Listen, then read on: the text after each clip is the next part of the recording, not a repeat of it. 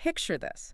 You have this massive career-defining presentation due tomorrow morning. Oh, yeah, we've all been there. Right. The clock is ticking, the pressure is on. But instead of, opening up that blank document and actually getting to work, you suddenly find yourself on your knees in the kitchen, Scrubbing the baseboards? aggressively scrubbing the baseboards with a toothbrush. Or, like, color coordinating your spice rack. Exactly. Hmm. Or falling down this 3-hour internet rabbit hole about the history of maritime law or something. Right. We have all been there. And when society looks at that behavior, at that glaring pile of important work that's just completely ignored in favor of nonsense, it usually points a finger and offers a very clean, straightforward diagnosis. Laziness. Laziness. Yeah. It's the universal assumption. Yeah. I mean, we view that delay as a simple moral failure, like a lack of discipline or a lack of drive or just incredibly poor time management. And because we diagnose it as a time management problem, the solution we try to sell ourselves is always, time-based. Right, the planners. Yeah, we convince ourselves that if we just buy a better, more expensive planner or download that new productivity app, Or use a complex, color-coded calendar. yes, we think we'll magically become the kind of person who finishes things early. Which is incredibly appealing, Yeah. because it gives us this false sense of control. We desperately want to believe that a rigid schedule is the ultimate cure for our hesitation. But then you dive into the actual world of neuroscience, and suddenly that expensive planner is just, it's completely useless. Absolutely useless. Because what the data reveals is absolutely staggering. Procrastination has literally nothing to do with laziness. Nothing at all? It has nothing to do with poor time management. It is fundamentally a failure of emotional regulation. Yeah. It's a biological phenomenon that neuroscientists literally call an amygdala hijack. It is a radical reframing of human behavior. Yeah. I mean, when you realize what's actually happening on a cellular level inside your head, Yeah. it completely flips the script on how you view your own daily struggles. So welcome to this deep dive into why you procrastinate. Our mission today is to decode what is actually happening in your brain when you put things off. And more importantly, how to short-circuit that habit for good. Exactly. To do this, we are pulling from a massive stack of fascinating research. We've got a comprehensive meta-analysis spanning thousands of participants. We've got cutting-edge fMRI neuroimaging studies. Which are just mind-blowing, by Totally mind-blowing. And we're looking at the brilliant psychological insights from Dr. Timothy Pycyl's work, specifically his book, Solving the Procrastination Puzzle. It's a remarkably rich set of data, and it really moves us far beyond the typical, unhelpful productivity cliches we hear every single day. So let's start by unpacking the core mystery here. If procrastination isn't laziness, Right. and it isn't about simply forgetting what time it is, why do we actively choose to do things that we know will make us absolutely miserable later? Well, to answer that, we have to establish the core psychological definition we're working with today. Oh. Procrastination is defined as the voluntary and intentional delay of an intended task. Voluntary. Yes, voluntary. Despite knowing you will be worse off for that delay. That word, voluntary, is the key. Right, because nobody is forcing you to reorganize the spice rack. Exactly. It means you are making an active choice. And what the research shows is that this choice represents a profound, fundamental clash between your present self and your future self. So your present self wants to feel good right now, and it is entirely willing to throw your future self under the bus to get that immediate relief. That is exactly it. It's an act of prioritizing your current mood over your future well-being. Wow.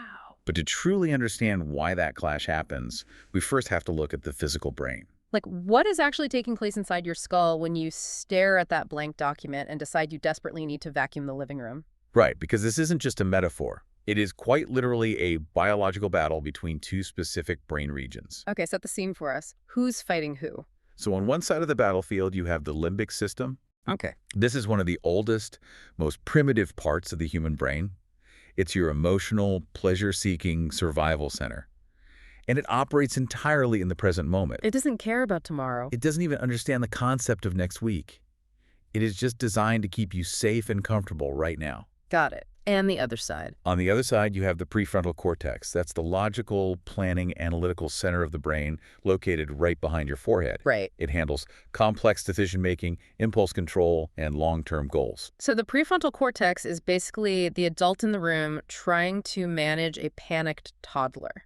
That is a very helpful way to picture it, actually. Yeah. But the complication is that the prefrontal cortex, is a much newer evolutionary development. Okay. Because of that, it doesn't operate automatically. It requires a significant amount of caloric energy and active focus to do its job. Oh, so it gets tired.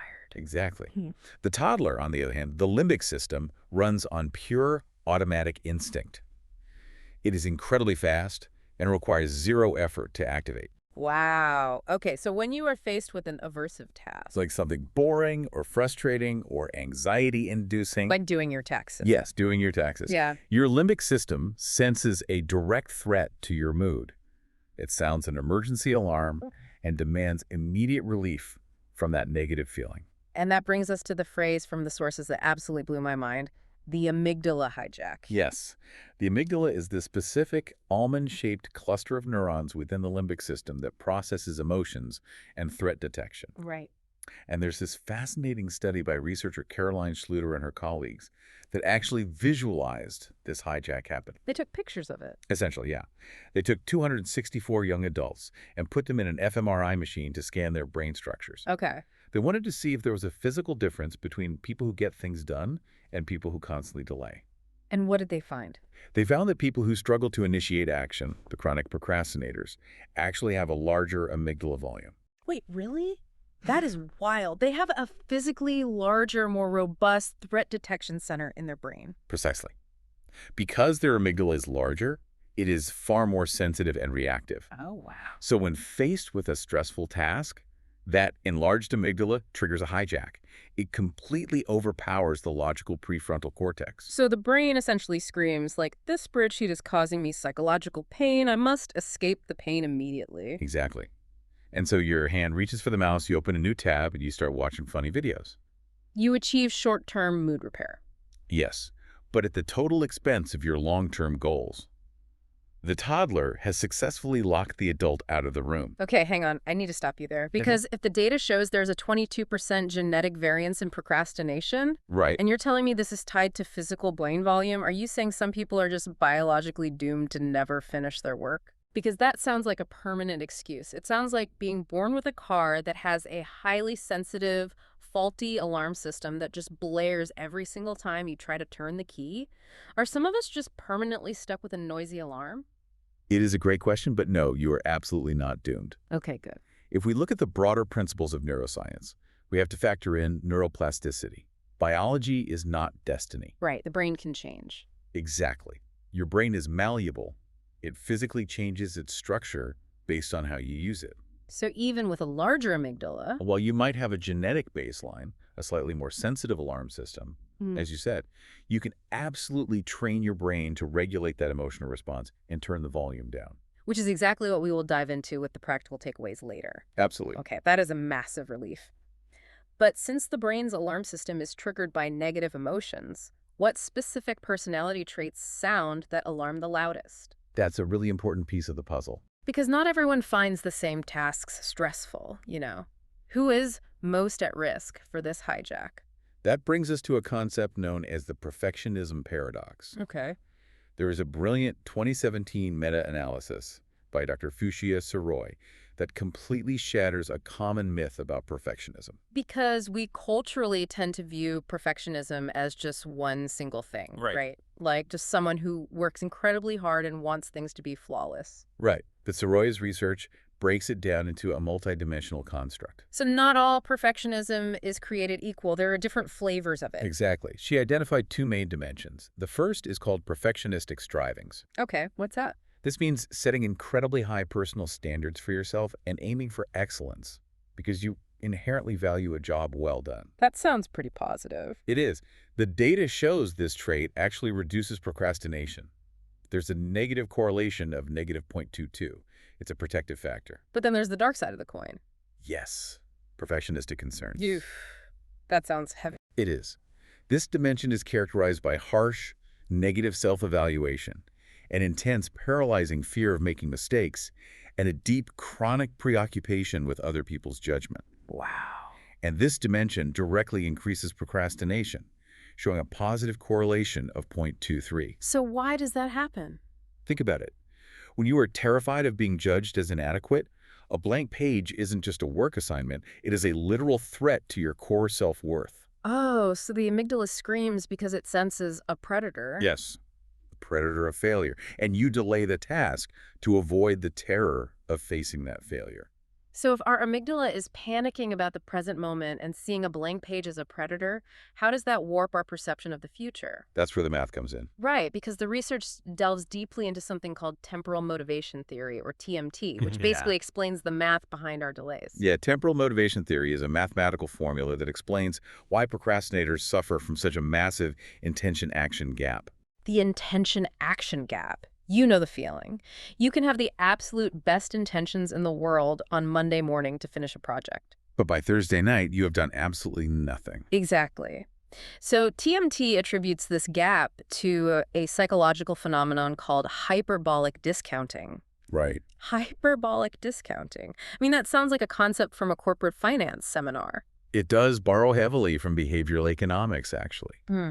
It means we severely, dramatically undervalue future consequences compared to immediate relief. Okay, make that make sense. Well, from an evolutionary standpoint, this makes perfect sense. For our ancient ancestors, immediate survival was everything. All right.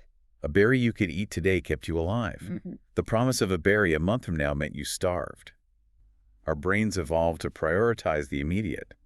So when modern society demands that we care about abstract things like 401ks or quarterly reports or a degree we'll get in 4 years. Our lizard brains just don't compute the value. Exactly. If the reward for studying is an A on a test next month, but the reward for playing a video game is a hit of dopamine, right this exact second. The brain heavily discounts that future A. Yes, it feels abstract, distant, and weak. The immediate relief of the video game wins almost every time. Up until the deadline is literally hours away and the future consequence suddenly becomes an immediate threat. Precisely. Okay, but what about the people who proudly claim I work better under pressure? Oh, you hear that constantly. Right. People say they need the panic of a deadline to produce their best work. It is a very common rationalization, but the data explicitly debunks this. Real. Completely.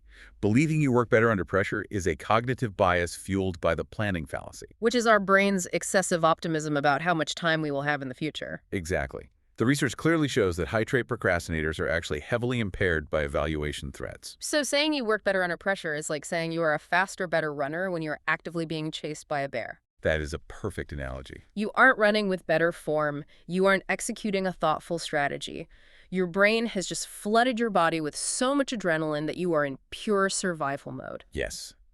What's actually happening during that 2 a.m. last-minute rush is that the impending disaster of getting fired or failing a class finally becomes so severe that it overrides the amygdala's desire for comfort. So the panic is just louder than the discomfort. Exactly. Your prefrontal cortex is basically forced to take the wheel out of sheer panicked survival instinct. You are surviving, not thriving. Wow. And the data shows this constant adrenaline dumping usually results in lower quality work, significantly more errors, and massive physiological stress. So to truly prove that procrastination is driven by this emotional mood state, by the desire to escape bad feelings rather than just poor scheduling, the research points to a fascinating definitive experiment. Yes, a foundational 2001 study by researchers Tice, Bretzlavsky, and Baumeister. Okay. It is an incredibly elegant piece of experimental design. Walk us through what they actually did in the lab, because the results of this are so revealing. So the researchers brought a group of participants into the lab and deliberately, artificially induced a negative mood in half of them. How did they do that? They gave them a reading task specifically designed to make them feel sad, anxious, or stressed. Oh, wow. It was a completely arbitrary task, Yeah. entirely unrelated to the actual work they were supposed to do next, Which was what? which was preparing for an upcoming intelligence test. So they essentially manufactured a bad mood out of thin air. And what happened when it was time to study? The participants who experienced the negative mood induction immediately spent significantly more time procrastinating instead of preparing for the test. Really? Just from a random sad story. Yes. They played games, they distracted themselves, they completely avoided the work, while the control group, who were in a neutral mood, got to work much faster. See, here is the massive aha moment for me. An entirely artificial, totally unrelated bad mood was enough to make people completely abandon their self-control. It proves what the researchers call giving in to feel good. Exactly. When we feel bad for literally any reason, maybe you had a fight with a friend or you read a depressing news article, we subconsciously reach for the closest psychological comfort blanket. Right. And usually that comfort blanket is avoiding our responsibilities. It perfectly illustrates the primacy of short-term mood repair. But it also introduces a deeply dangerous psychological trap called inaction inertia. Inaction inertia, meaning the act of doing nothing physically makes you want to do nothing even more. Yes, it creates a self-feeding loop. How does that work? Well, when you delay a task, you almost immediately feel a pang of guilt and shame about delaying it. Oh, absolutely. The guilt is real. But remember, your brain's primary goal in that moment is to avoid negative emotions. And guilt is a highly negative emotion. So to avoid confronting the guilt of having put the task off, you avoid the task even harder. Exactly. You continue to do nothing to distract yourself from the shame of doing nothing. You create a vicious, self-esteem damaging cycle that becomes harder and harder to break the longer it goes on. It's a profound downward spiral, and we need to emphasize that this is not just bad for your grades or your career trajectory. No, not at all. The research by Dr. Fuschia Sirois links this exact cycle of chronic procrastination and chronic guilt to incredibly serious long-term physical health issues. That is a crucial point. We aren't just talking about a little bit of stress. We are talking about hypertension, cardiovascular disease, and a chronically suppressed immune system. Right, because when you are constantly putting things off until the last minute, you're constantly triggering that fight or flight bear chase response. Yes. Your body is perpetually flooded with cortisol and adrenaline. Over years and decades, that takes a sheer physical toll on your heart and your immune system. It does. Your present self's demand for a quick emotional fix is quite literally making your future self physically sick. It firmly establishes that chronic procrastination is a significant vulnerability factor for poor health. It elevates it from a quirky, annoying habit to a serious health risk. Given the sheer physical and mental toll this takes on the body, how do we actually stop the cycle? Right. We can't just buy a new brain, and we've established that buying a new calendar won't fix an emotional regulation problem. So how do we actually win this battle? Let's get into the practical takeaways for rewiring our approach. The first, and arguably most powerful takeaway, comes directly from Dr. Pycyl's research. And it utilizes a psychological principle called the Zeigarnik effect. Okay, let's break down the Zeigarnik effect because this is fascinating. Yeah. Think of your brain like a computer that has way too many internet tabs open. The Zeigarnik effect states that our brains absolutely hate open, uncompleted loops. Right. Unfinished tasks linger in the back of our minds and drain our cognitive RAM. They create background cognitive tension. Exactly. But what Dr. Pychyl found is that participants who actually took the plunge and started a task they had been dreading were routinely surprised by how much less stressful it was than they had imagined. Wow.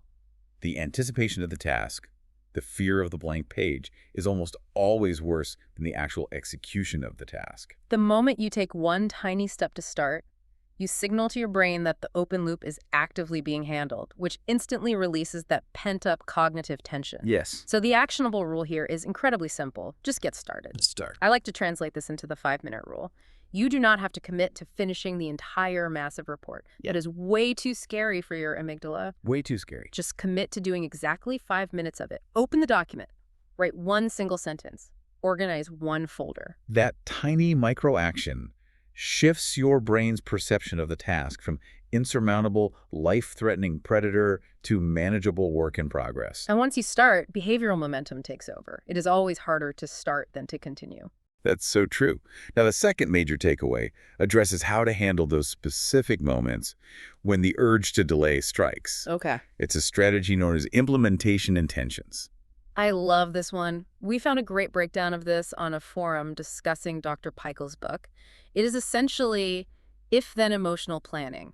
Yes. You are pre-programming your response to your own known procrastination triggers. It is brilliant because it removes the heavy decision-making burden from your prefrontal cortex in the moment of stress. Right. You decide in advance, when you are calm, how you will act when you feel a certain way later. Right. So if you know you have a habit of getting overconfident about deadlines, your rule might be, if I catch myself daydreaming and saying I have plenty of time to do this tomorrow, Then I will immediately remind myself that the life I want only materializes if I work towards it today. exactly. Or if I feel that sudden anxious urge to open social media when I'm staring at a difficult email. Then I will close my laptop and stand up and stretch for 60 seconds instead. You are essentially writing a safety script for your logical brain to read out loud when your emotional brain starts panicking. It is highly effective emotional scaffolding. Yeah. And for our third takeaway, we return to the neuroanatomy research. Specifically, the fascinating work of Adrienne Tarrin at the University of Pittsburgh. Okay. This is the long-term structural fix for that overly sensitive car alarm we talked about earlier. Oh, the neuroplasticity piece. Exactly. Her neuroimaging research shows that engaging in mindfulness meditation for just 8 weeks actively physically shrinks the volume of the amygdala. Wait, 8 weeks? Just 8 weeks. Yeah. And simultaneously, it increases the density of the prefrontal cortex. This is where the science feels like magic. I mean, I can completely see how mindfulness calms you down in the moment. I get the Zen breathing aspect. Right. But how does taking deep breaths and sitting quietly on a cushion actually help you finish a boring financial spreadsheet on a Tuesday afternoon? It is a great question. Mindfulness doesn't do the work for you. Okay. It acts as a physical volume knob for your negative emotions. Ah. By practicing non-judgmental awareness of your present state, just noticing your thoughts without reacting to them, you are literally training your brain not to react so violently to discomfort. So fast forward 8 weeks. Fast forward 8 weeks. When you look at that boring spreadsheet, your newly shrunken amygdala no longer views it as a life or death threat. The alarm bells are much quieter. Yes. And that gives your newly strengthened prefrontal cortex the critical space it needs to step in and say, hold on, this is just a spreadsheet. Right. It might be boring, but it cannot hurt us. We can do this. You are physically rewiring the structure of your brain to resist the hijack. That is just incredible. You're building a stronger cage for the toddler. So what does this all mean for us today? To summarize the ultimate lesson from all this data, the next time you are tempted to put something off, remember that you aren't managing your time. No. You are managing your emotions. Yes. Every single time you procrastinate, you are prioritizing the fleeting, temporary mood of your present self at the intense, compounding expense of your future self.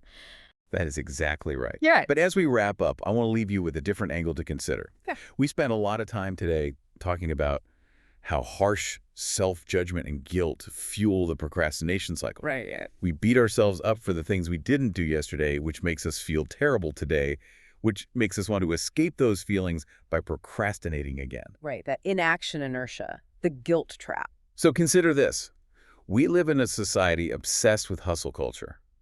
We are constantly bombarded with messaging, telling us we need to be relentlessly productive, optimize every second, and never take a break. Oh, yeah.